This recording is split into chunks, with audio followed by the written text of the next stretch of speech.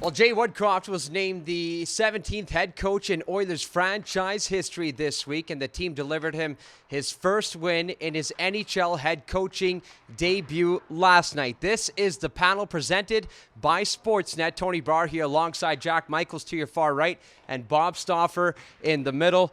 Bob, for President of Hockey Operations and General Manager Ken Holland, he's been in a management position for more than 20 years in this league, has never made a head coaching change mid-season. What is the significance of that? Well, I mean, clearly he sort of went in an alternative course of direction than he traditionally has, and I don't think, it was really evident during the Ken Holland 41-minute media availability and the 12-minute interview he did on our show on Oilers Now that this is not something that Ken wanted to do. Like he really had a lot of time to sort of evaluate it, and I think he was doing everything possible to avoid making the change, and we need to establish, like Dave Tippett and Jim Playfair did a good job here. Those guys had a .591 winning percentage. They dramatically improved Edmonton's special teams, and you know that Ken Holland respected the work that they did, and Ken also, frankly, as the architect of the team, repeatedly stated, I built this team, and there's some challenges with the team right now. That's not all on the coaches, but the play in the two games coming out of All-Star break, I think, was concerning, so he elected to make the move. But I can't reiterate the point more. Like,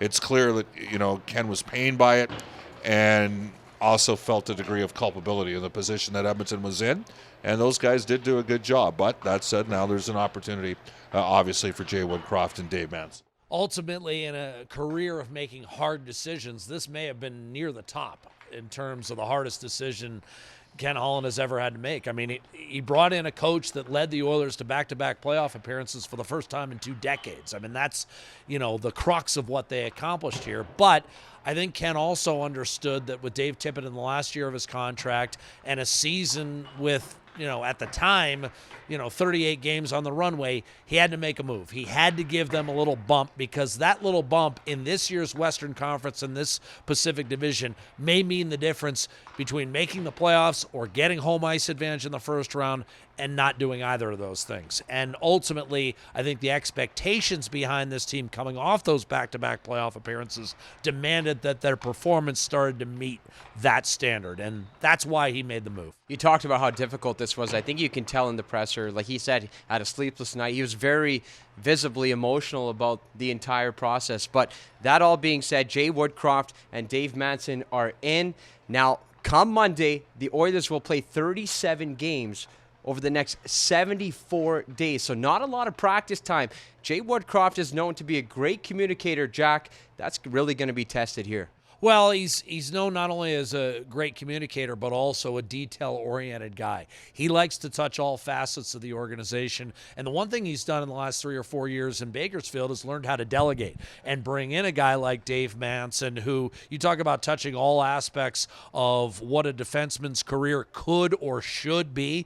I think Dave Manson pretty much hit all the bases when he was a player. I mean, he was an all-star. He was a power play quarterback. He was a tough guy. He was a stay-at-home defenseman. Bob can fill in any gaps I might have missed there, but he's got a guy that I think can help the likes of a Marcus Niemelainen, who plays one way, a Philip Broberg, who plays another, a Darnell Nurse, Cody Ceci. He can help define roles for a defense that, especially with the recent injuries, have kind of been scrambling to fill a number of different roles. So I think there's stability there, and I think more than anything, the spirit of the club, to my mind, was captured when Leon Draisaitl made that lunging play in the second period to turn a potential 2-on-1 for the Islanders into an offside. If the club plays with the kind of spirit they played, and there were gaps defensively, I mean, they didn't solve everything in one night, but I think that might, again, mean the difference between a playoff spot and sitting at home in May. So a couple things for me, right? Like the coach that Ken Holland watched the most next to Dave Tippett, that coach was Jay Woodcroft, because he watched his team play. And Jay Woodcroft and Dave Manson know the personnel that the Oilers have. I mean, Jay specifically, not just with the guys that he's coached in the minors, but the fact that he was here before as an associate coach. So he had the likes of Connor McDavid, Leon Draisaitl, Darnell Nurse, as well as Ryan Nugent-Hopkins, players of that ilk. And so I like the fact that they went internal. Like, one of the things at times that whenever you bring somebody external to the organization, sometimes it takes some time for them to truly understand the personnel. These guys are up and running right from the get-go. Manson has a wonderful opportunity to have some real impact here. And again, I'm not going to denigrate the work that anybody did before, but as Jack alluded to, I mean, he kind of reinvented himself a couple times different in his career. First round draft choice, comes in the NHL, fights everybody. One of the most intimidating players in the league. Yeah. Then becomes a power play quarterback. Then towards the end of his career, he becomes a shutdown defenseman, right?